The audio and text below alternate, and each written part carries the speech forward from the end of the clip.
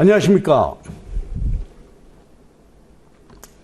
우리 학원에서 경제학 언론 담당하고 있는 박지훈입니다. 올해 우리 제5과목 경제학 언론 여러분 선택해서 시험을 잘 보셨을 텐데 고생들 많이 하셨습니다. 올해 시험에 대해서 조금 이제 총평을 좀 하고 가도록 하죠. 올해 시험 문제는 역시 그렇죠, 예년하고 비슷한데 근데 오히려 난이도가 좀 더 평이하게 그렇죠. 그 난이도나 그 시험 출제 범위 이 두 가지 측면에서 모두 아주 평이하게 출제가 됐어요. 그래서 기본적으로 우리 학원 강의 쭉 이론 그다음에 문제풀이 강의했던 분들은 글쎄요 제 생각에는 무난히 글쎄 한두 개 혹시 걸른다면 80점, 90점은 충분히 득점하지 않으셨을까 하는 생각입니다. 그래서 올해 경제학 언론 선택하신 분들이 무난하게 시험 잘 봤을 것으로 생각이 돼서 제 마음이 편안합니다.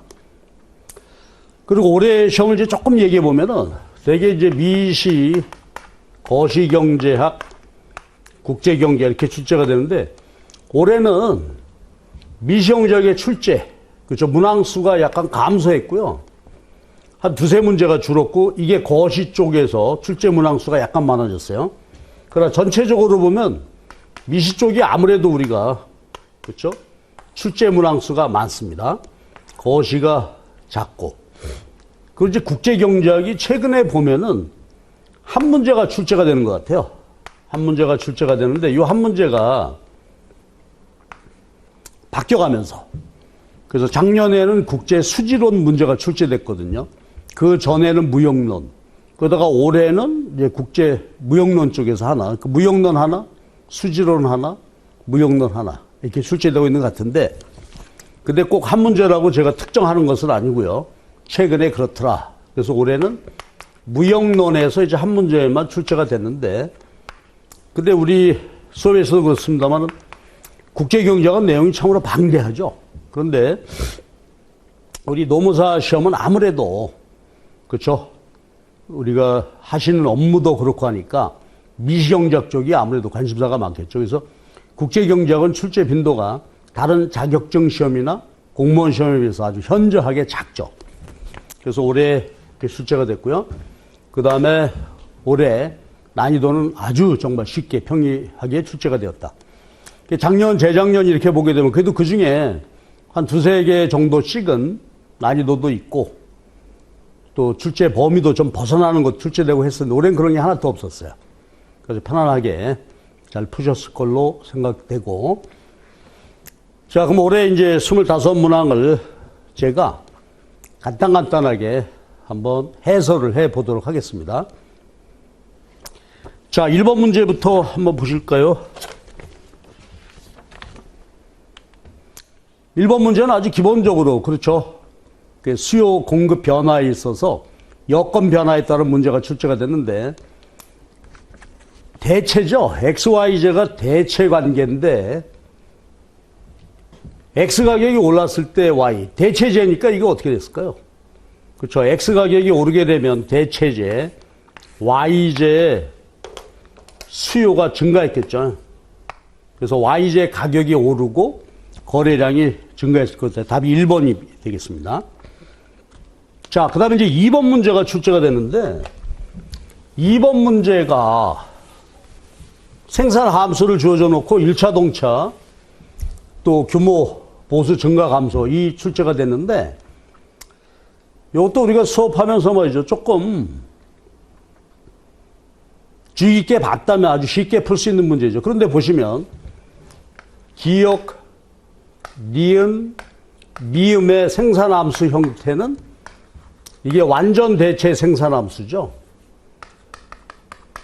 완전 대체 생산함수라면 요소 대체할 때.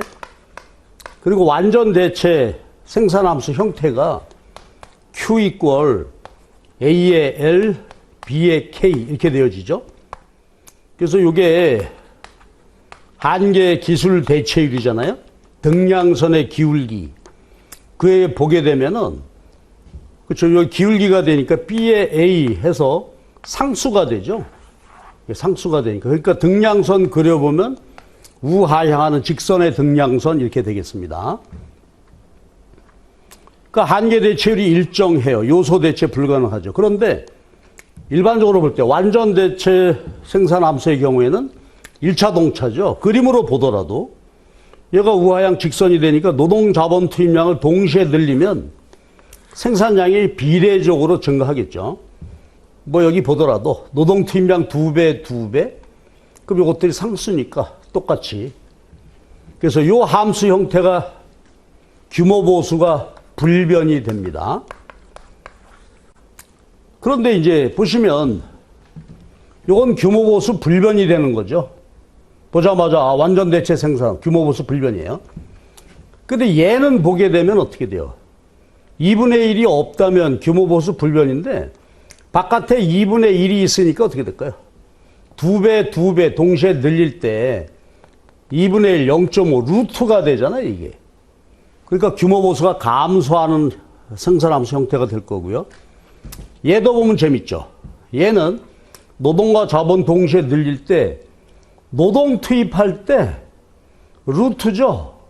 그러니까 생산량이 요게 노동 늘릴 때 생산량이 루트씩 증가하게 되니까 요거는 규모 보수가 감소하는, 그렇죠? 요것도 규모 보수가 감소하고요.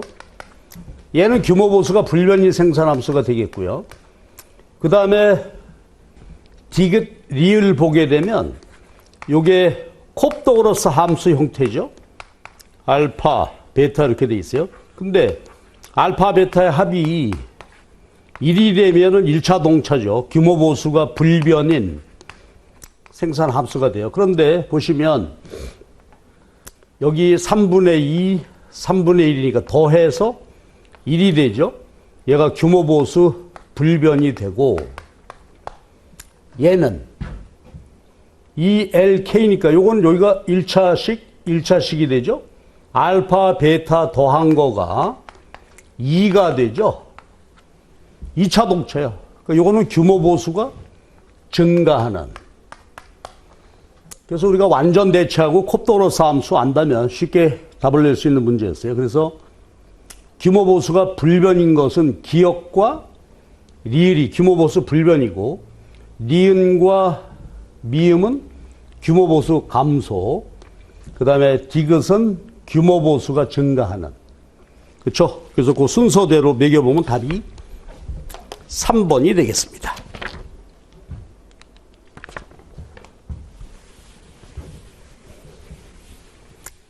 자, 그 다음 문제 볼까요? 그 다음 문제는 독점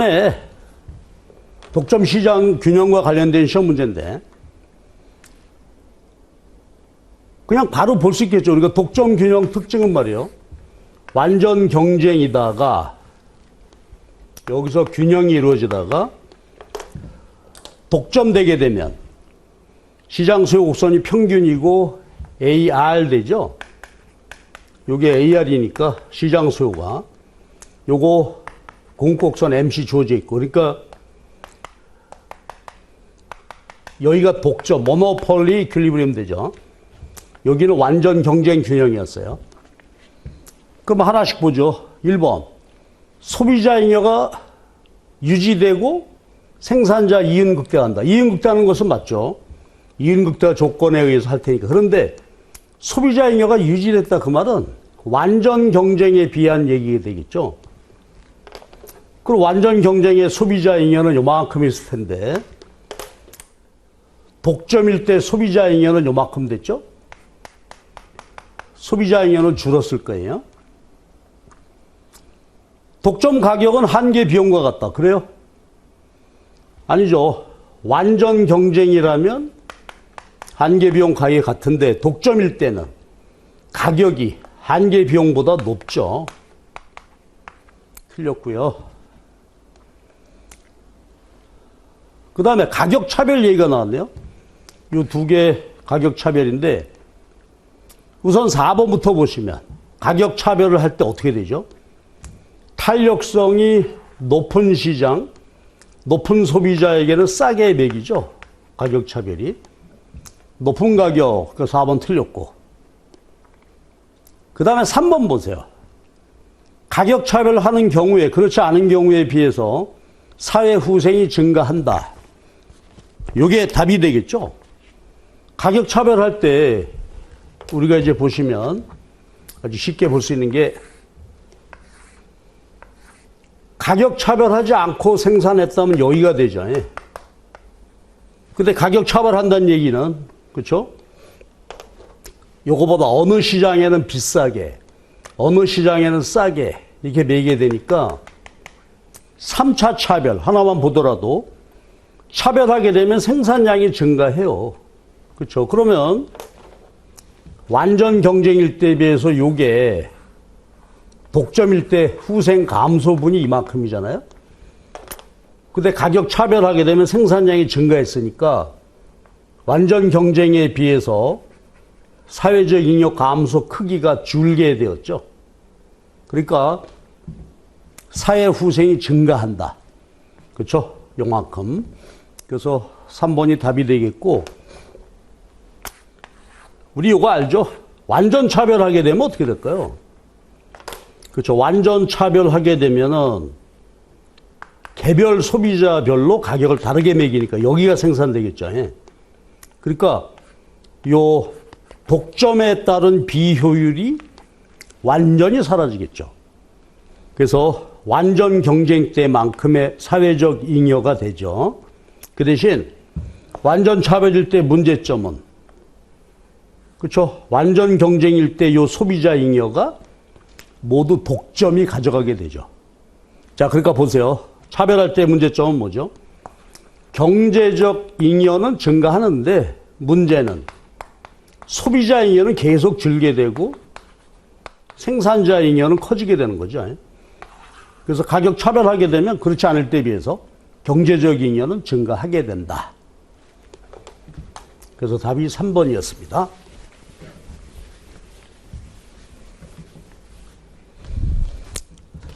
자, 다음 문제 보실까요? 자, 이거는 경쟁 시장이라고 했죠. 그러니까 완전 경쟁 시장이고요. 생산량하고 생산자 잉여를 구하라는 얘기예요. 그런데 이 문제는 너무 친절하죠. 그럼 완전 경쟁 기업의 이윤극대화 조건 MR, MC입니다. 근데 완전 경쟁은 프라이스 테이커가 되니까 어때? 아까 봤듯이 시장 가격이 그대로 MR이 되죠. 완전 경쟁의 특징입니다. 가격하고 MR, AR하고도 같았죠. 그래서 그리고 이윤극대화 조건 MC 이렇게 되잖아요. 근데 보통 다른 문제에서는 총비용 함수만 주고 질문인데 여긴 요걸 미분해서 아예 구해 주셨죠. 예, 그럼 됐어요. MR은 지금 현재 시장 가격 30이고 MC가 10 플러스 4Q가 되니까 이윤극대화 생산량 바로 도출됐죠. 20개, 5개인가요? 예, 5개입니다. 근데 질문이 생산자 잉여를 구하라 그랬단 말이에요. 그럼 요거는 이제 A 기업이, 개별 기업이니까 완전 경쟁 균형을 보시면 시장에서 가격이 결정되게 되면 요 개별 기업은 프라이스 테이커, 요 가격이 한계 수입이 되죠. 그게 지금 30입니다. 그리고 MC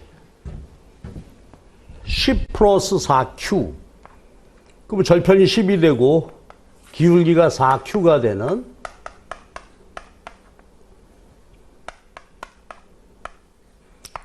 그러니까 이윤극대화 조건 MRMC 해서 수량이 5개가 도출이 됐잖아요. A기업의 생산량은 5개야. 이때 기업의 생산자 잉여는 뭐가 될까요? 그렇죠. 우리가 아는 대로 우리가 보통 생산자 잉여 하게 되면은 시장 전체로 요게 생산자 잉여다 하지만은 개별 기업의 경우는 보세요.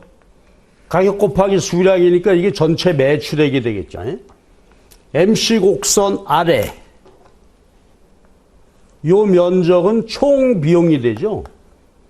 그러면 나머지 요게 이윤이 될 거고 요게 생산자 잉여가 되는 것이죠. 그래요. 그러면 여기 좌표점 10, 30 해서 요 삼각형 면적을 구하면 되겠죠. 150, 75가 되나요? 잉여 면적이 20이구나.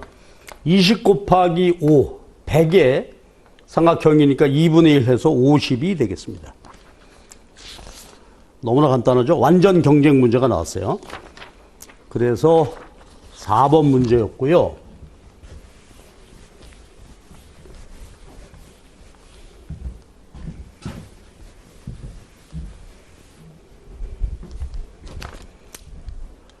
그 다음 5번 보시죠.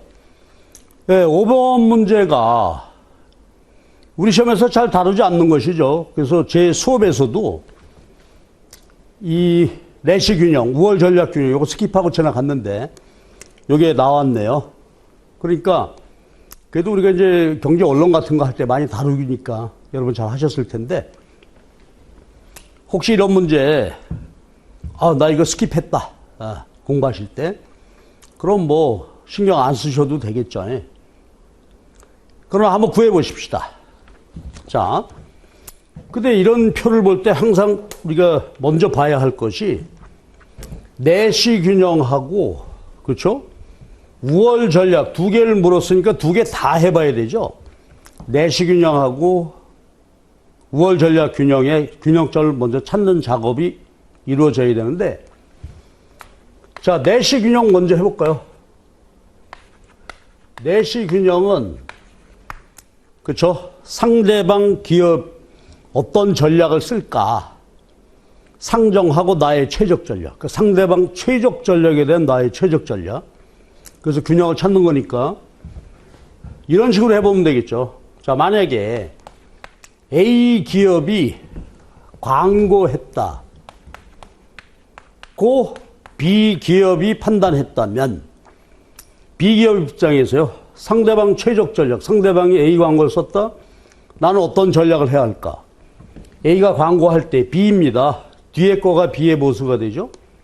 그러면 광고 하는 것이 유리하겠죠.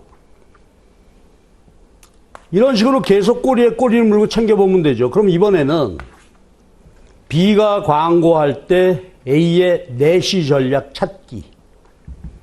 B가 광고해요. 그럼 A 기업은 어떤 전략하는 게 유리할까요? 그렇죠. 광고 안 하면 3, 광고하면 6이니까 광고하겠죠. 그러면 균형 하나가 발견됐죠. A가 광고하면 B는 광고, B가 광고하면 A가 광고, 그럼 다시 B. 그래서 A 기업이 광고하고 B 기업도 광고를 하는 내시 균형이 하나가 발견이 됐죠. 전부 다 한번 해볼까요? 그리고 실제 문제를 찾을 때는 모든 케이스를 다 해봐야 되겠죠. B가 광고 안 해. 그때 A의, 미안합니다. A가 광고하는 경우를 봤으니까 A가 광고하지 않을 때 B의 내시 전략은 자, 이번엔 A가 광고 안 했대요. B는 광고하는 게 유리하죠. 그럼 위에서 여기 하나 나왔죠. 광고 안 할 때 B는 광고하고 B가 광고하면 A 광고하고 얘가 광고하게 되면 B는 다시 광고. 똑같은 균형이 됐어요. 또 순서를 바꿔서도 해봐야 되죠, 사실은. 전부 해본다면. 자, 이번에는 바꿔서 B가 광고할 때 A의 내시 전략은 앞에서 이미 봤죠. 그리고 A가 광고할 때 B의 내시 전략은 그래서 똑같은 균형이 나왔어요. 마지막 하나. B가 광고하지 않을 때 A의 내시 전략은, B가 광고 안 한다면 A는 어떻게 되죠? 역시 광고 안 하죠. 그럼 B는 어떻게 될까 봐야 되지. B가 광고를 안 했거든요. 그렇다면 B는 광고해야 되죠. 자, 이제 B가 광고해. 그럼 앞으로 뒤에 과정 볼 수 있겠죠. A가 광고하게 되고 B가, 그래서 이 경우에도 어떻게 돼요? 서로 광고. 그러니까 이 게임의 경우는 어떤 케이스 전부 다 분석을 해봐도 이게 유일한 내시 균형이죠. 둘 다 광고해요. 이때 A와 B의 보수는 6과 4. A의 보수 6, B의 보수 4가 되겠죠. 이런 식으로 찾는다 이 말이에요. 그러니까 모든 케이스를 다 살펴봐야 돼요. 근데 이제 우리가 알다시피 지금 이 문제에서는 A의 균형이 하나만 딱 되죠. 두 개가 될 수도 있죠. 두 개가 될 수도 있는데 이 경우에는 지금 광고 그 내시 균형이 하나만 도출되는, 그래서 내시 균형의 보수가 도출됐어요. 그 다음에 우월 전략 균형을 찾아봐야 되죠. 이건 다르죠. 내시 균형하고 다른 게, 우월 전략 균형은 상대방 모든 전략에 대한 최적 전략을 찾아보는 거예요. 그럼 상대방 모든 전략이다. 그러니까 이렇게 보세요. A의 우월 전략을 찾아보자. 그럼 B가 광고 안 할 때 모든 전략에 대한 우월 전략을 찾기. 자, 찾아보면 되죠. B가 광고할 때 A는 광고해야 되죠. B가 광고 안 할 때 A는 광고 안 하죠. 자, 그럼 보세요. 분석해 보니까 이건 뭐야? A의 우월 전략은 존재하지 않는다. 없어. 그렇죠? 그러니까 상대방 모든 전략에 대해서 만약에 광고, 그렇다면 우월 전략이 광고 이렇게 되는데, 얘가 전략을 달리할 때 단일 전략이 존재하지 않아요. B도 찾아볼까요? B의 우월 전략 찾기. A가 광고 하지 않을 때. 그러면 A가 광고할 때 B는 광고하는 게 유리하죠. A가 광고하지 않는다면 B는 광고하는 게 유리하죠. 그러니까 이게 재밌죠. B의 우월 전략은 존재해. 그렇죠? 광고하는 것입니다. 그런데 A기업이 우월 전략이 없어요. B는 우월 전략이 광고하는 거예요. 그러니까 이 경우는 어떻게 돼요? 우월 전략 균형은 존재하지 않게 되는 거죠. 그렇죠? 그래서 우리가 내시 전략, 우월 전략, 요 균형 찾는 방법을 한번 봤고요. 그러면 답은 뭐가 될까요? 나왔죠. A의 균형, 내시 균형은 두 기업이 모두 광고하는 것입니다. 2번. A 우월 전략은 광고하는 것이다? 아니죠. A의 우월 전략은 없어. B의 우월 전략은 광고 안 하는 거다? 광고하는 걸로 나왔죠. B의 우월 전략은 광고하는 것입니다. A와 B가 각각 우월 전략을 선택을 할 때 내시 균형에 도달한다. 즉, 우월 전략 균형하고 내시 전략 균형하고 같으냐? 다르죠. 내시 균형은 요건데 우월 전략은 균형이 존재하지 않죠. 그렇고, 자, 내시 균형 여기야. 그래서 A와 B가 6과 4의 보수인데 여기 보세요. 만약에 서로 광고하지 않았다면 어떻게 될까? A의 보수 증가, B의 보수 그대로니까 여기서 여기로 변화해 갔다면 요건 뭐예요?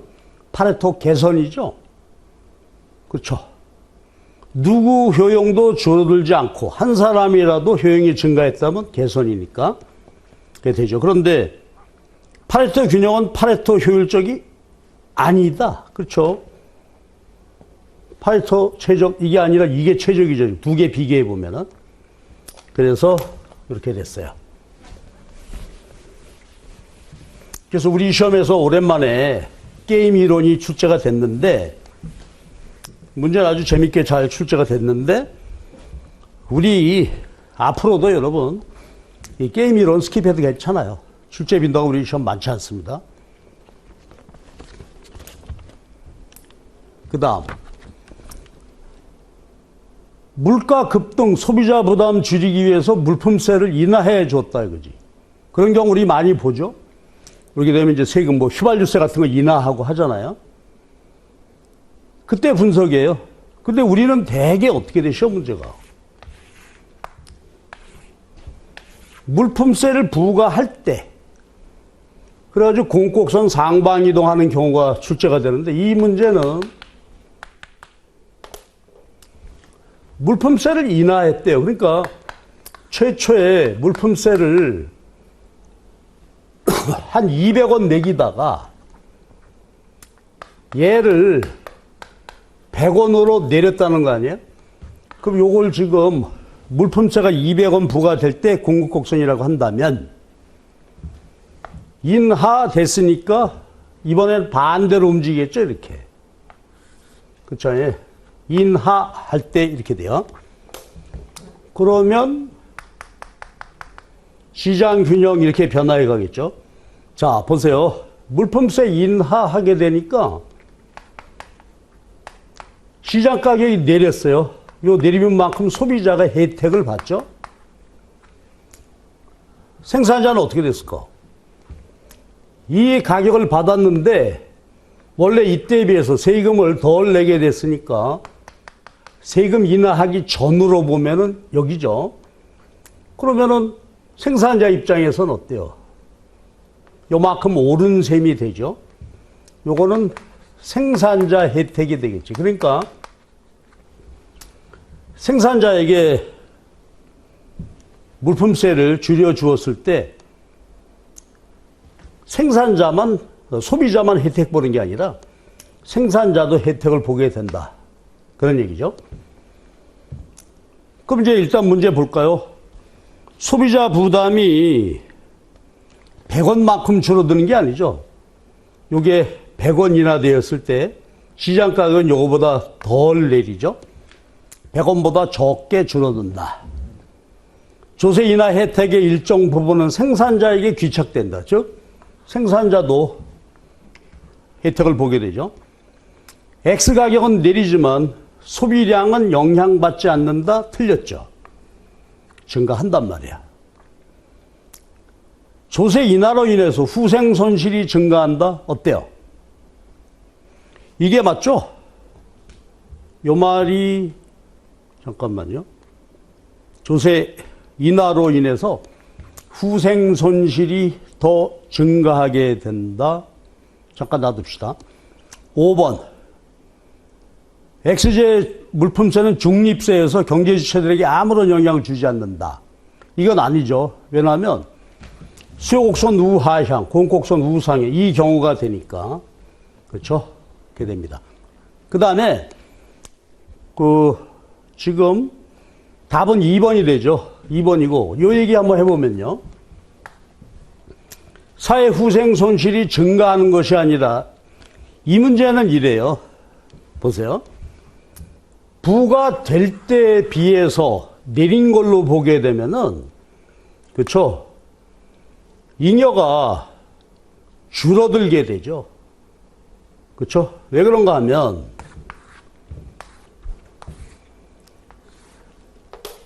요건 원래 기준점을 세금 부과 안 될 때를 놓고 봐야 되죠. 200원 100일 때 새로운 균형이 여기 돼가지고 요만큼이 자중 손실이 되잖아요.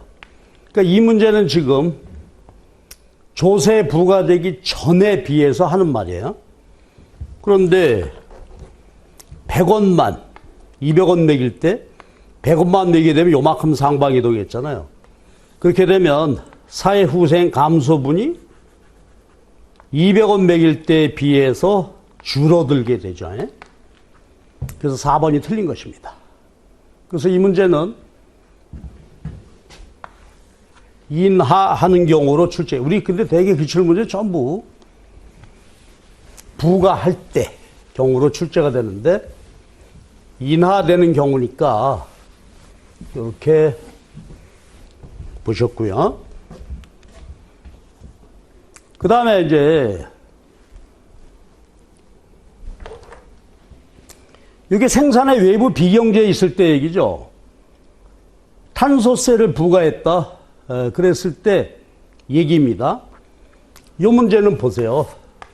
생산의 외부 비경제는 여기 시장 수요 곡선이 있고 공급인데 이 공급 곡선은 사적인 한계 비용만 고려한 이걸로 생산하고 있는데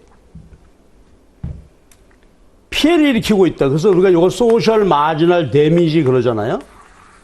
피해를 발생시켜요. 그러면 사회에 피해 발생한 만큼 요거를 효율적으로 운영하려면은 공해세를 부과해야 되잖아요. 그래야 이게 지금 비효율이잖아요. 피해 비용을 전혀 지가 부담하지 않고 생산하고 있으니까 세금을 매겨야 돼요. 근데 요 사회적 한계 피해액이 일정하다고 봅시다. 편안하게. 그럼 세금도 정액세가 부과되겠죠? 일정하게 세금 부과하게 되면 얘가 어떻게 돼? 요 사회적 한계 피해액만큼 세금을 매기게 되면 상방기동하겠죠? 이렇게. 그래서 이게 소셜 MC가 된단 말이야. 요만큼이 탄소세를 부과했다는 이야기죠. 그리고 이제 일반적으로 단 수요곡선 우하향, 공곡선 우상향하게 되니까 이 경우입니다. 기억, 외부 불경제, 생산의 외부 비경제죠. 이거 해결하기 위해서 세금 매기는 것이고 X제 가격이 오를 것이고 자, 요거요. 탄소세를 부과하게 되면 자원배분 효율성이 개선된다. 옳습니다. 그럼 보시게 되면 기억, 니은, 디귿이 맞네요. 그저 7번에 4번 답이 될 거고 여기까지 맞아요. 요게 틀렸어요. 보세요. 태양광 발전, 풍력 발전은 어때요? 그러니까 요즘에 우리가 태양광도 하고 풍력 발전하는 이유가 바로 뭐예요? 탄소 방출을 피하기 위해서 하는 발전 방식이잖아요. 그러니까 석탄이나 이런 거 발전하는 것보다는. 그러니까 얘는 탄소세하고 상관이 없죠. 그래서 답이 4번 기억, 니은, 디귿. 그래서 이 문제는 그렇죠. 생산의 외부 비경제를 통해서 효과입니다. 근데 요 말씀 안 드렸다. 요거요. 그러니까 생산의 외부 비경제가 있을 때 세금 매기는 것은 자원 배분 비효율을 오히려 높여주게 됩니다. 그거는 이렇죠. 보세요. 세금 매기는 바람에 아까도 유사한 얘기가 나왔습니다만은 가격 오르고 생산 줄었으니까 요거 잉여 변화 분석해 보게 되면 요만큼 조세 부과의 자중 손실이 발생을 하게 되죠. 그런데 공해세는 생산 외부성을 해결하기 위해서 세금 매기 때문에 공해세는 소셜 웰페어 요걸 늘려주는 세금이에요. 교정과세라고 그랬죠. 교정과세 공해세는 세금 매길 때 오히려 사회 후생이 증가하게 됩니다. 일반적인 세금은 간접세 매길 때 자중손실인데 그렇지 않다. 그거 왜 그럴까요? 보세요. 생산량이 줄었죠. 요 수직거리가 한계 피해죠. 그러면 생산량 감소했습니다. 세금 매겨서 줄었어요. 그때 줄어드는 피해액이 요 마른 목골 바늘간 면적이 되겠죠. 그러니까 한계 피해 생산량 줄어들었다. 그럼 요 빨간 마른 목골 면적은 줄어들은 사회적인 토털 데미지가 된단 말이에요. 총 피해는 이만큼 줄었어. 피해액이 줄었지. 그 대신 세금 매기는 바람에 조세 부과에 따른 자증 손실이 이렇게 생겼으니까 결과적으로 보면 요 삼각형 면적만큼 어떻게 돼요? 사회 후생이 증가해. 자원 배분의 효율성이 개선된다. 그렇죠? 요게 이제 난이도로 보게 되면 올해 난이도 시험 출제에서는 가장 높은 문제라고 볼 수 있겠죠. 요거 하나 때문에. 그래서 생산의 외부성 문제, 요게 출제가 됐네요.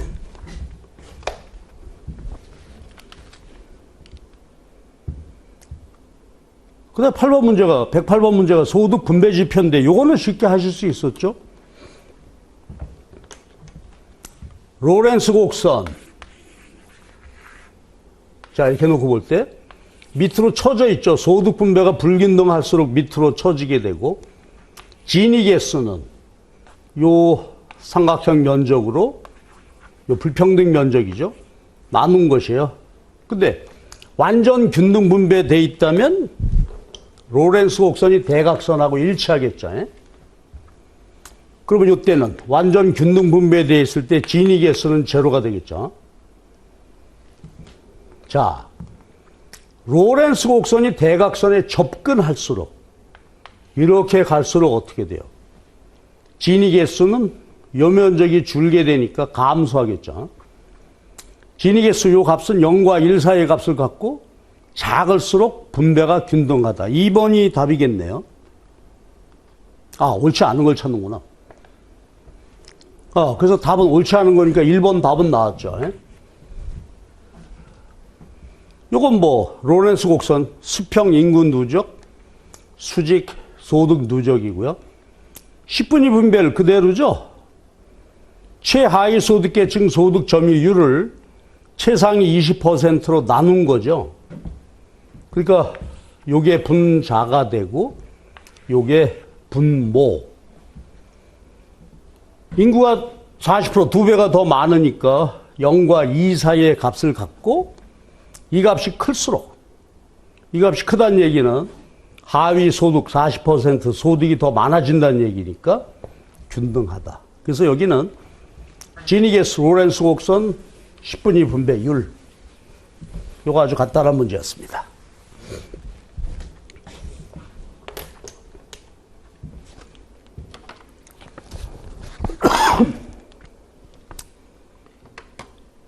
자, 9번 문제. 여기 이제 공공재에 관련되는 문제인데,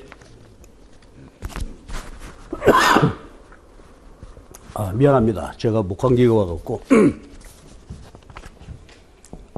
CCTV는 아주 확실한 공공재죠. 비경합성.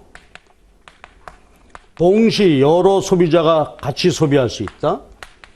비배제. 그렇죠? 동시에 소비할 수 있죠. CCTV. 마을 주민 전체가 이제 편익을 보게 되고, 비배제. CCTV 혜택으로부터 당신은 혜택을 볼 수 없어. 그럴 수 없잖아요. 그래서 기본적으로 뭐예요? 공공재고. 비배제다. 디귿. 그렇죠? 답이 디귿 리을인가요?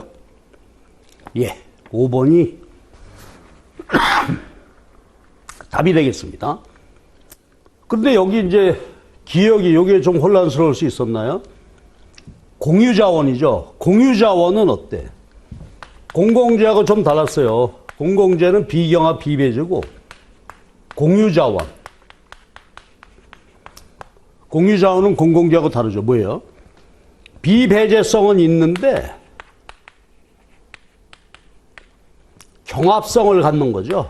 그래서 우리가 왜 동해 앞바다의 어족자원 이런 거 소비자 숫자가 너무 증가하게 되면 자원이 남획돼 버리는 거니까 그렇죠? 비경합성이 불완전해서 경합성 갖는 것이에요.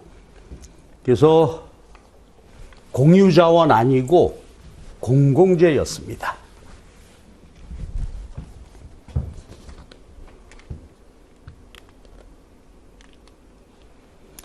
물가지수요. 이것도 그대로 볼 수 있는 것이죠. 소비자 물가지수는 우리 교재 보면 이게 나오잖아. 도시가게야, 도시. 그쵸?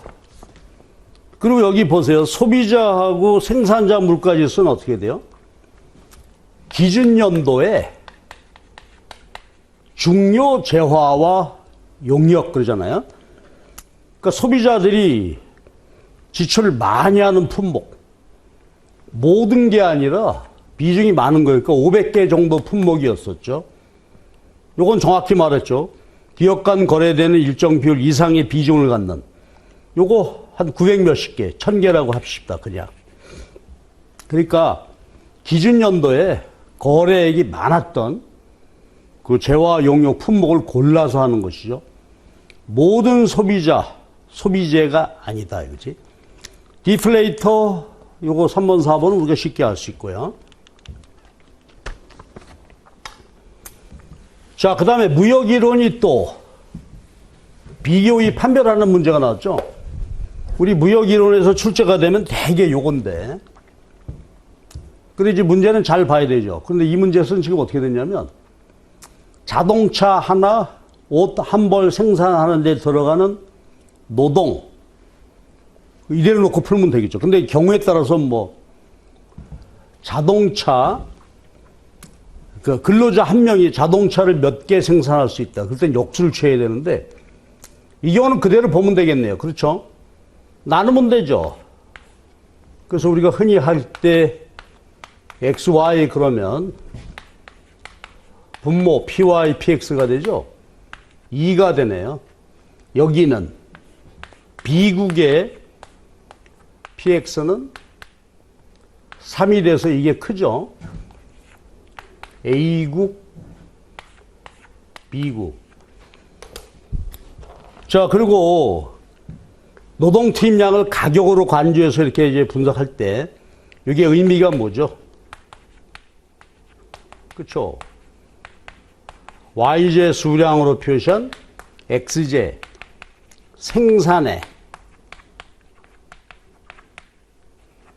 기회비용이 되죠. X 생산 기회비용이야. 그러니까 B국이 X 생산 기회비용, 비용이 더 많이 들어간다 이거죠. 자가, 그러니까 A국은 X, 자동차의 비교의가 되고, B국은, 이게 크다는 얘기는 분모가 작죠. Y의 비교의를 갖게 되죠. 그래서 답은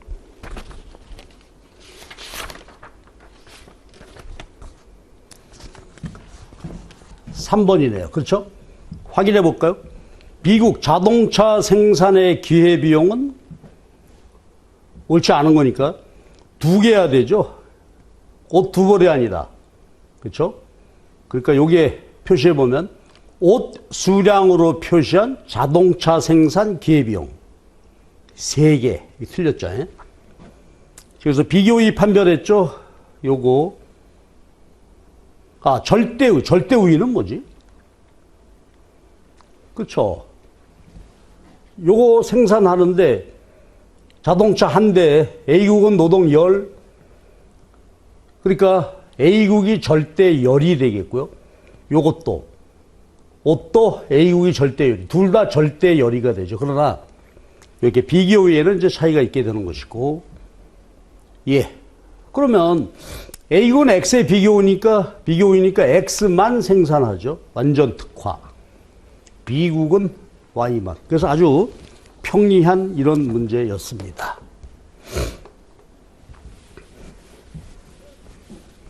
그래서 상대 가격 구해서 바로 하시고, 그리고 이 시험에서 우리가 항상 조심할 것은 분모 분자 위치를 잘 놓고, 그렇죠?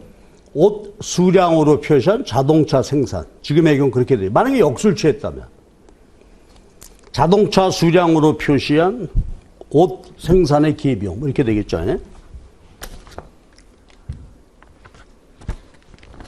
자, 이거 아주 간단한 계산 문제가 나왔죠. 실질 경제 성장률은 뭐죠? 실질 GDP 증가율이란 말이야. 전년 대비 실질. 그러면 이게 GDP 증가율이 되니까 2020년도 실질 GDP 구해야 되죠. 근데 지금 여기 가만 보면은 2020년이 기준연도래요. 그럼 기준연도에는 명목과 실질이 같아서 자, 여기 2000이고 그 다음에 21년도에 실질 GDP를 구해야 되는데 여기는 지금 명목으로 나와 있죠. 명목 2200이야. 실질은 어떻게 구하죠? 그렇죠. 21년 물가로 나누면 되죠. 예.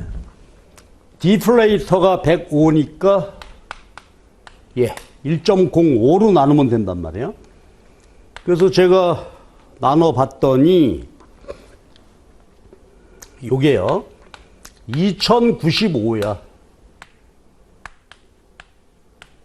그래서 요걸로 변화율 구하시면 됩니다. 그게 답은 3번. 나눠서 곱하기 100 하세요. 예? 그러니까 경제성장률은 실질 GDP 증가율이고 어떤 해에 실질 GDP는 그 해에 물가로 나누어서 구하면 되죠. 그렇죠? 간단한 계산 문제였고요.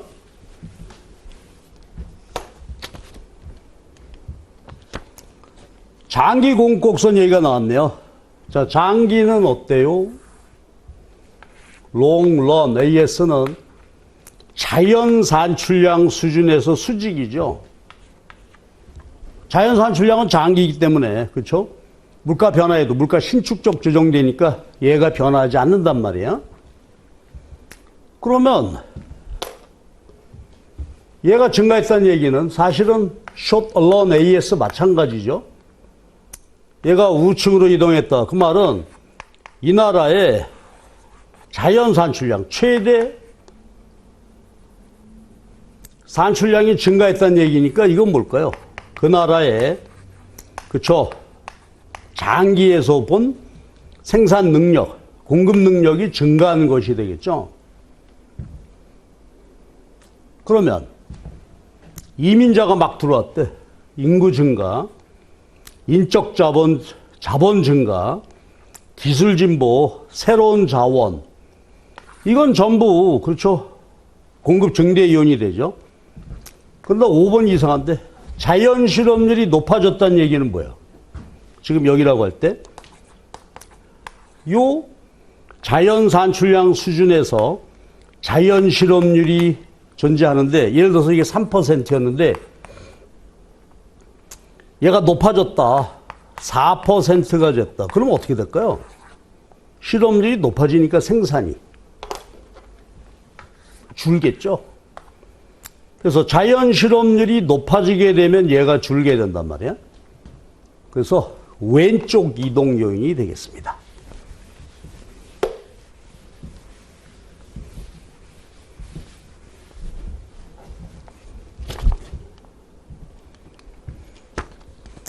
인플레이션 비용입니다.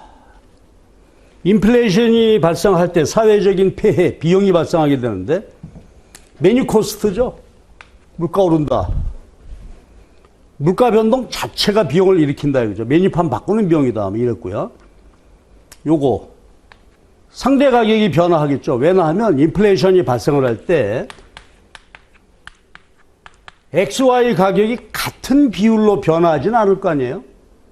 얘는 조금 많이 오르고 덜 오르고 얘가 변화해요. 그럼 상대 가격이 변화하게 되는 것이 아주 중요한 비효율의 원인이 되고요. 그 다음에 구두창 비용은 메뉴 코스트하고 똑같이. 구두창 비용은 뭐죠? 인플레이션 예상이 되면 그 대비하기 위해서 왔다 갔다 거기에 들어가는 비용 발생하죠. 그럼 나머지 두 개 보자고요. 2번하고 4번 얘기는 보세요. 누진 소득세. 그러면 소득이 증가하게 되면 근데 소득세는 명목소득에 부과하죠. 곱하기 세율. 그렇죠? 명목소득에 부과한단 말이에요. 그러면 실질소득은 그대로 있다 하더라도 변함이 없는데 물가가 오르게 되면 그렇죠? 소득세 더 많이 내게 되죠. 그러니까 실질소득은 한 푼 그대로인데도 물가 오르게 되면 내 명목소득만 증가해도 소득세 많이 내게 되니까 증가하게 되죠. 더군다나 누진세라면 더 많이 증가하겠죠. 여기서 뭐 누진세 조금 설명이 필요합니다만 그거 스킵하고라도 바로 이해할 수 있죠. 그 다음에 자산가격 평가 기준 똑같죠. 자산가격 가치다. 땅값이야 땅. 아파트값. 아파트값이 그렇죠. 이게 안정화돼요. 불안정해지죠. 자산가격 자체가 물가 오를 때. 그래서 답은 4번이 답이 되겠습니다. 그 다음에 통화량 증가인데 요거는 뭐 그렇죠.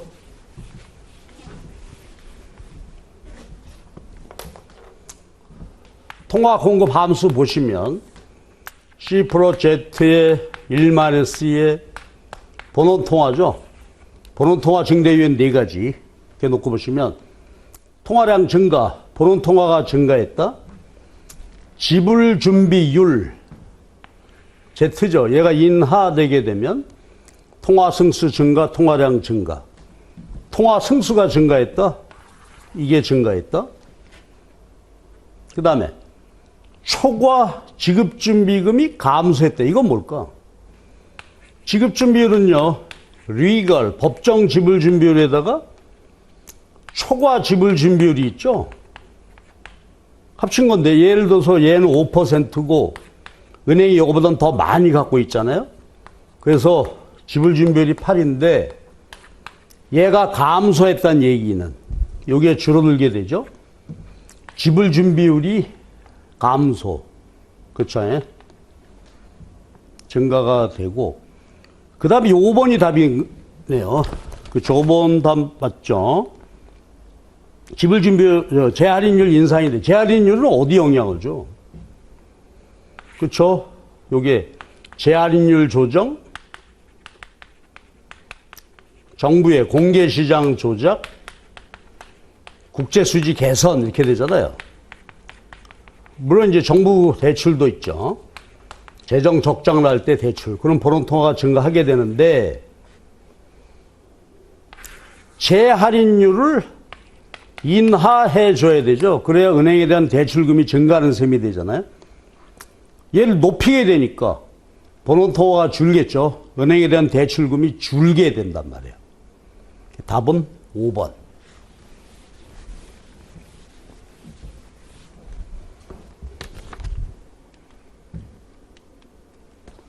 국민소득 개정이요. 이것 아주 편안하게 시험 문제가 났는데 다른 거는 뭐 설명 필요 없죠. 다만 하나만 얘기해 본다면 최종 생산물 시장 가치. 그게 뭐하고 같아요? 부가가치. 똑같죠? 최종 생산물 시장 가치와 부가가치의 총합 똑같은 것이에요. 근데 요게 틀렸네요. 5번. 투자는 어떻게 돼요? 민간 투자, 정부 투자예요. 내용은 대체 투자,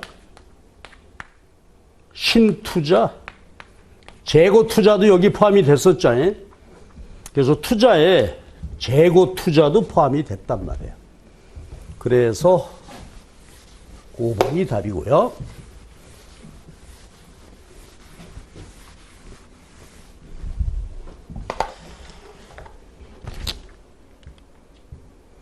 요거는 이제 3부문 정액세 모형의 국민소득 시기죠. 그러면 우리 바로 써야 되죠. 소득 시기 1-C의 1에 C0, CT0, I0, G0. 그런데 한계 소비성이 얼마죠 지금? 그렇죠. 1 빼기 0.5 승수가 2가 되네요. C0 100, 한계 소비세 0.5에다가 정액세 100. 투자가 300. 독립투자. 정부 지출이 100. 구해야 되죠? 요거 전부 안에 계산한 다음에 곱하기 해서 균형 국민 소득이 제가 계산해 봤더니 900이 나오더라고. 그런데 문제에서 지금 완전 고용 소득은 그렇죠? 1200으로 주었죠? 요 차이를 우리는 GDP 갭이라고 하죠. 불안정 고용 손실이 300이 발생을 했단 말이에요. 그러면 300 늘려야 되니까 승수가 2. 따라서 소득이 300 증가하려면 수요는 150이 증가하면 되겠죠. 그래서 정부 지출 얼마 증가해야 되느냐? 300이다. 150이다. 그렇죠? 근데 꼭 이것뿐만이 아니라 투자가 증가해도 되고 기초 소비가 증가해도 되고 하는 계산 문제였고요.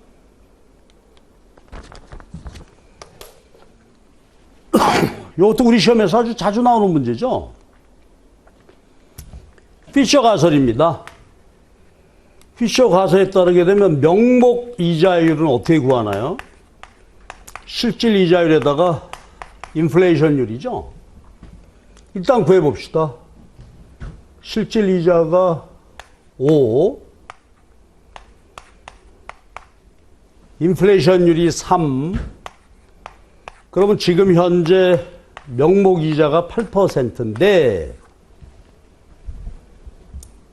세후 명목 이자를 구하래. 근데 이자 소득세율이 20%라는 얘기죠.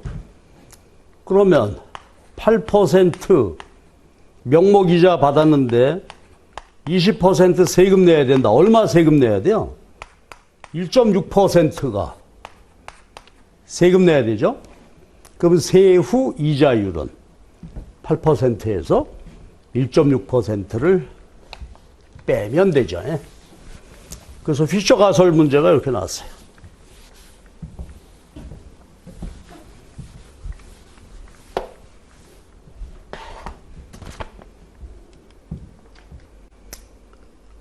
우리 참 이거 많이 나오는 문제죠. 노무사 시험이다 보니까 이 문제가 많이 나오게 되는데 지금 문제에서 묻는 건 말입니다. 경제활동 참가율, 고용률, 실업률, 취업률 이렇게 되잖아요. 그럼 빨리 한번 정리해 놓고 보시죠. 경제활동 참가율은 어떻게 되죠? 15세 이상 인구에서 차지하는 경제활동 인구. 실업률은 경제활동 인구에서 차지하는 실업자 숫자. 취업률은 경제활동 인구에서 차지하는 취업자 숫자. 이렇게 됐죠. 자, 이게 실업률, 취업률, 경제활동 참가율. 그리고 고용률이 있네요. 고용률은, 그쵸. 고용률은 전체 15세 이상 인구에서 차지하는 취업자 숫자. 일일이 다 구해봐야 되는데, 근데 이제 우리 데이터는 이것만 보면 되겠네요. 지금 생산 가능 인구가 4,000명인데, 여기 비경제활동 인구가 2,000명이니까 경제활동 인구가 어떻게 돼요? 2,000명. 이때는 비경제활동 인구 2,100이니까 1,900명. 그렇죠? 이렇게 놓고 구하면 돼요. 그렇지? 그러니까 연도별로 경제활동 인구가 바뀌었잖아요. 그리고 취업자 수. 그러면 실업자 수는 어떻게 하면 돼요? 경제활동 인구 중에서 취업자가 1100이니까 실업자 숫자는 900명. 여기서 취업자가 1000명이니까 실업자 숫자는 900명. 그렇죠? 숫자는 같아. 그러나 경제활동 인구 숫자가 다르니까 비율 달라지겠죠. 그래서 여러분 요거 정리해 놓고 문제에서 경제활동 인구 구하고 이렇게 챙겨 보시면 되겠습니다. 계산은 직접 한번 해보시기 바랍니다. 답은 5번. 취업률이 변화 없는 걸로 돼요. 계속 해보시고요. 취업률은 요거예요.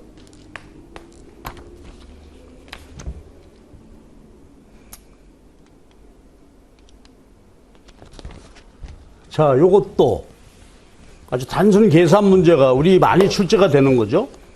완전 경쟁 노동시장 이윤 극대화에 따른 고용량.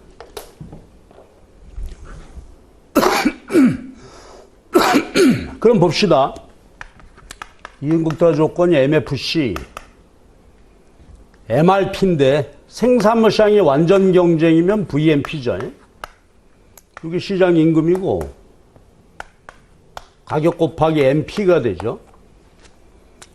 그럼 우리는 두 개씩을 만들어야 되겠죠. 최초 임금이 1000에서 3000으로 올라갔다니까 두 개씩을 구해놓고 노동 수요량 변화 계산해야 돼요.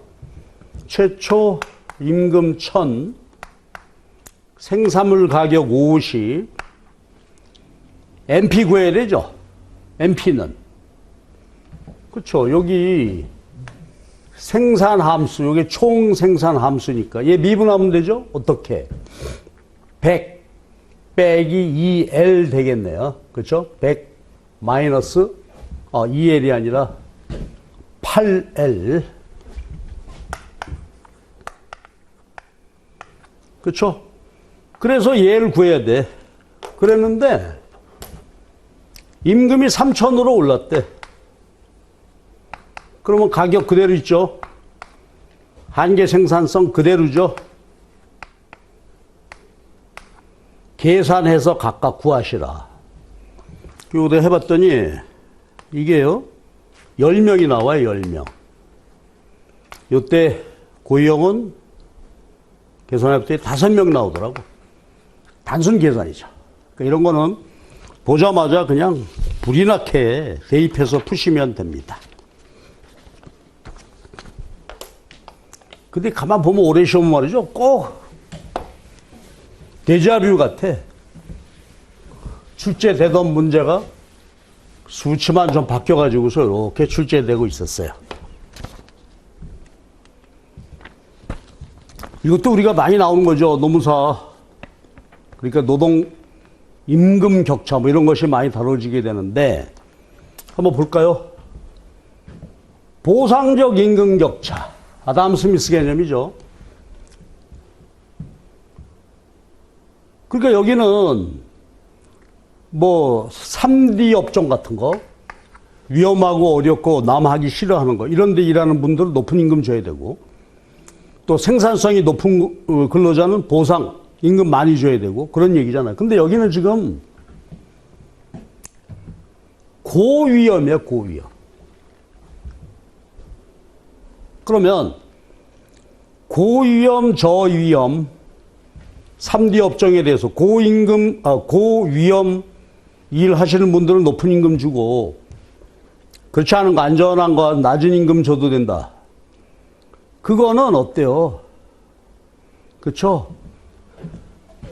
근로자 위험 선호다 모든 게 그렇지 않죠. 그러니까 위험 선호자는 어때요? 위험 선호자는 높은 위험 일도 하게 되죠. 그 높은 임금 받게 되고 위험 기피자는 위험한 일은 안 해. 예, 그러니까 이거 임금 격차. 그러니까 이거는 거꾸로 말하고 있죠. 거꾸로가 아니라 달리 말하고 있죠. 보세요. 고임금 직종의 임금이 높게 형성이 되는 것은 위험성의 선호에 대한 차이에 따라서 임금이 다르게 되는데 모든 근로자가 다 똑같이 위험 선호자가 아니다 이거예요. 어떤 근로자는 깊이, 어떤 근로자는 선호. 동등보수, 요건 또 동일임금, 동일노동 그런 말이죠. 생산성이 동일한 근로자에게는 동일한 임금. 유사한 직종, 이게 뭔가 애매모호해. 그래서요, 121번 답은 이제 요거 틀렸어요. 유보임금률은 잠깐만요. 121번 옳은 걸 찾는 거죠 지금. 유보임금은 뭐죠? 갑돌이의 노동 공급 곡선, 을순이의 노동 곡선, 요게 유보임금이죠. 얘는 시급 5,000원만 줘도 일 시작하는 거고, 얘는 시급 10,000원 줘야 일하는 거고, 요게 유보임금이죠. 갑돌이 유보임금 1,000원, 10,000원. 을순이의 유보임금 5,000원. 그러니까 동일 업무에 대해서 모든 노동자가 동일하게 적용된다가 아니고 동일한 일을 하더라도 요게 다르다 이거지. 여가 소득 효용 함수의 차이 때문에 생기는 거고요.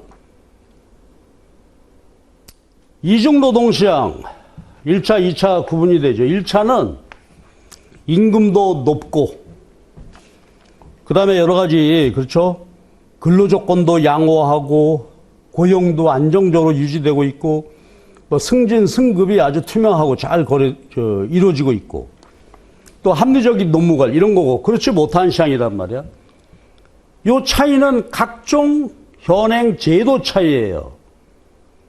그래서 여기서 정부 규제가 가장 크다. 그렇지는 않습니다. 정부 규제도 일부 이중 노동시장의 발생 원인이 되긴 하겠지만 정부 규제가 아니고 그 나라의 노동시장 관행이든지 그래서 요게 답이 됐어요. 요것은 이제 틀린 말이 됐어요. 5번 볼래요? 숙련, 비숙련, 임금 격차는? 그렇죠. 숙련 근로자는 생산성이 높은 근로자고 비숙련 근로자는 생산성이 작아. 그러니까 임금 격차가 발생하게 되죠. 네. 그래서 답이 옳은 것은 5번입니다. 하나씩 보시고. 요새 우리 요 시험 문제가 많이 나죠. 노동 시장의 임금 격차 문제 봐주시고.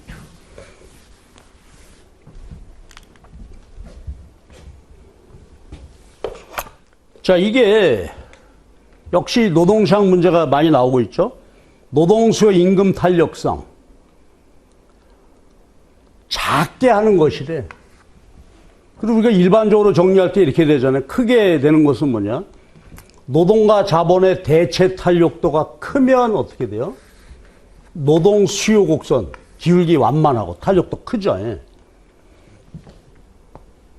전체 기업 총비용에서 차지한 노동 비용의 비중이 크면 역시 탄력적이 되죠.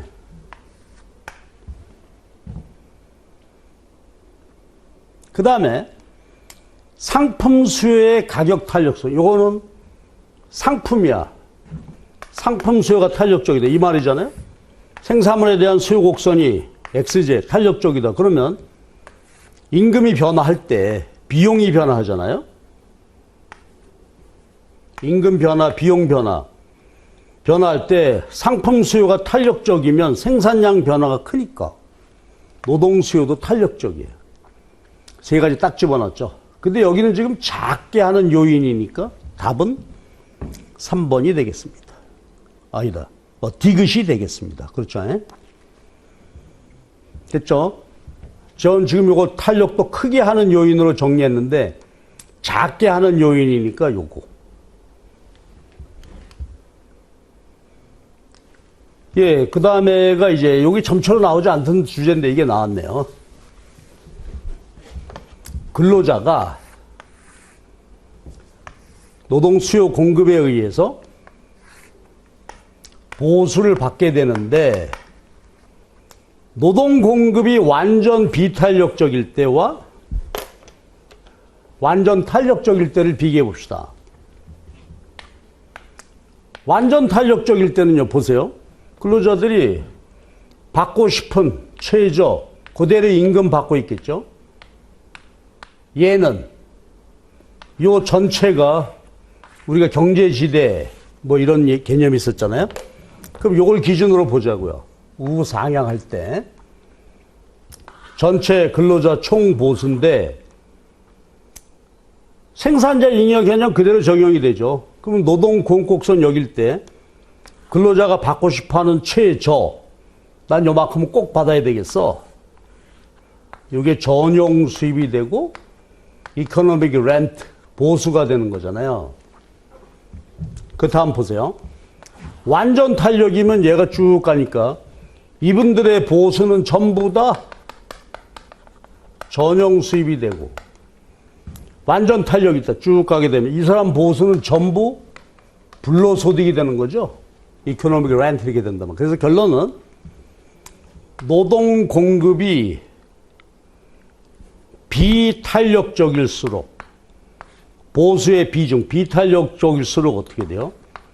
불로소득 경제지대가 크고, 요 밑에 요거 전용 수입의 크기는 작게 되죠. 뭐 이런 얘기였어요. 자, 그러면 23번. 옳은 것을 찾아라. 경제지대 전용 수입인데요. 1번. 공급이 고정되어 있는 노동에 대한 사용 대가 지불하는 것은 전용 수입이다? 뭐예요? 고정되어 있는 거. 전부 경제지대다 이거지. 노동 공급이 수평이면 지급한 보수는 모두 전용 수입. 아주 피땀 어린 거예요. 불로소득 한 푼도 없어. 3번. 고용을 현재 고용 상태 유지하기 위해서 지급해야 되는 최소한의 보수. 이게 전용 수입이다. 아까 얘기했잖아요. 요만큼 일했을 때 받고 싶은 최저 가격. 요만큼 안 주면 일 안 해. 그러니까 요 밑에 면적이 요만큼 일했을 때 근로자들이 요 정도는 주어야만 여기 일하겠다. 그렇죠? 3번이 답이네요. 경제지대 비중이 높은 노동은 다른 요소로 대체하기가 더욱 수월하다. 야, 이거요. 이런 근로자들은 어떻게 될까요? 그렇죠? 요새 흔히 하는 말로 대체 불가. 아주 전문적인 분들이죠.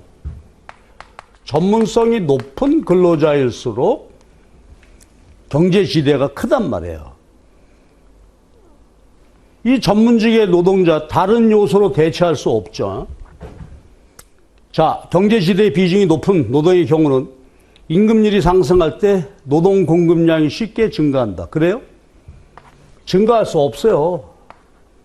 그래서 대개 우리가 예를 드는 거가 전문직 그러면은 뭐 변호사, 의사, 공급이 고정되어 있는 분들의 소득이잖아요. 숫자 늘릴 수 없어요. 전문직 숫자 그렇게 바로 늘릴 수가 없거든요. 그 재밌는 문제였어요. 실업에 관한 얘기인데 우리 이 유형의 문제도 굉장히 많이 출제가 되죠. 자, 하나씩 볼까요? 옳은 것을 고르랍니다. 거꾸로 가볼까 이번에 재미삼아. 이거 이제 어떻게 보면 좀 황당하죠. 그렇죠? 해외 유아, 어린이, 국내 유입 때문에 인구는 증가했겠지만 경제활동 인구가 아니잖아요. 실업률 영향 못 줘. 경제활동 인구 아니니까. 팬데믹, 산업활동 둔화, 경기 침체죠. 그래서 발생하는 것은 경기적 실업이죠. 마찰적 실업이 아니고. 2번. 비자발적 실업이 존재한다는 것은 노동시장에서, 그쵸, 초과 공급이다. 그쵸? 수요량보다 공급량이 많아. 비자발적. 구직 단념자. 자, 요거 굉장히 많이 지적하는 문제죠. 구직 단념자가 증가하는 것은 어때요? 예, 경제활동 인구가 줄었죠. 줄었어요. 그 다음에 어떻게 돼? 실업자 숫자도 이 사람 열심히 알아보다가 포기했으니까 실업자도 줄었겠죠. 그래서 어떻게 돼? 실업률은 하락하게 됩니다. 그쵸? 이 숫자 보면 되겠죠. 이때 분모가 크고 이거 작게 되니까. 마지막입니다. 효율임금. 우리 노무사 시험에서는 하여튼 효율임금이 중요한 관심사죠.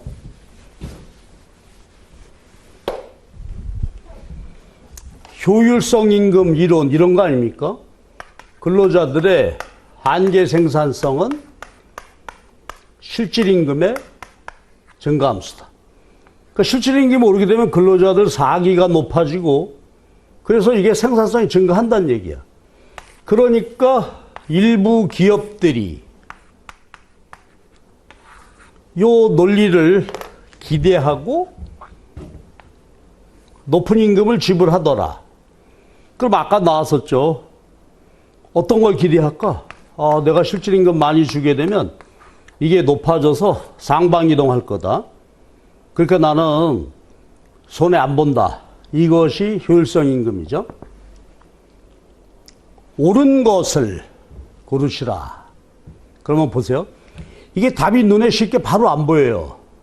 이 개념을 보시고 잘 봐야 되는데 효율임금이 노동시장 균형임금과 동일해서 비자발적 실업이 발생하지 않는다. 이건 틀린 서술이죠. 이때 얘기죠. 이거보다 더 많이 준다는 거야. 3번 갑시다. 효율임금 이론은 노동자 이동이 단기적으로 활발해서 균형임금이 효율적으로 결정되는 거다? 아니죠.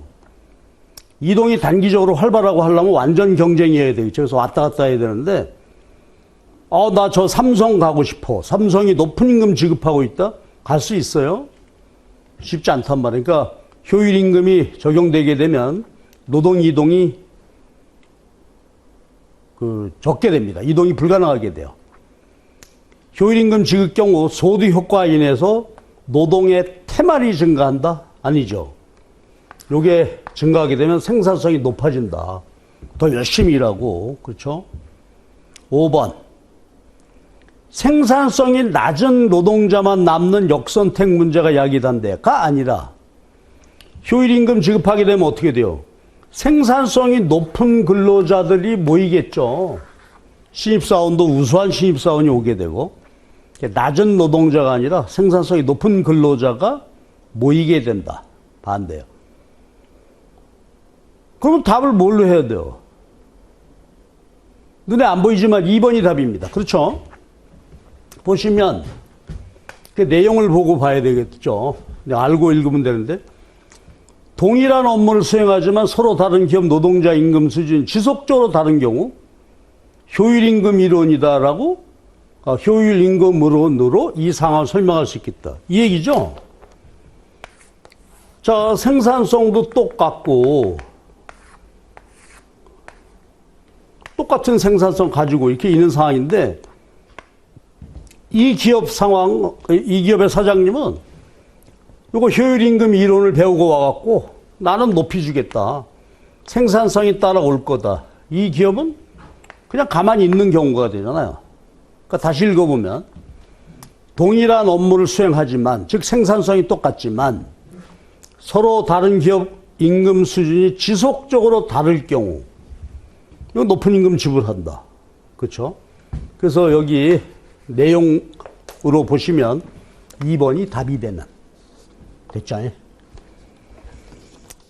자, 그래서요, 제가 여러 가지 얘기를 비교적 하다 보니까 조금 일일이 다 말씀을 드려서 시간이 조금 길어졌는데, 요게 우리 시험이었어요. 그러니까, 올해 올해 경제학 언론 선택하신 분들 축하드리고요. 내년에도 비슷할 겁니다. 내년은 여러분 시험 안 보시겠지만, 여러분 후배들이 노무사 한다 그러면은 경제학을 선택해라. 근데 물론 이제 대학에서 경제학 안 했다면 쉬운 일은 아니겠죠.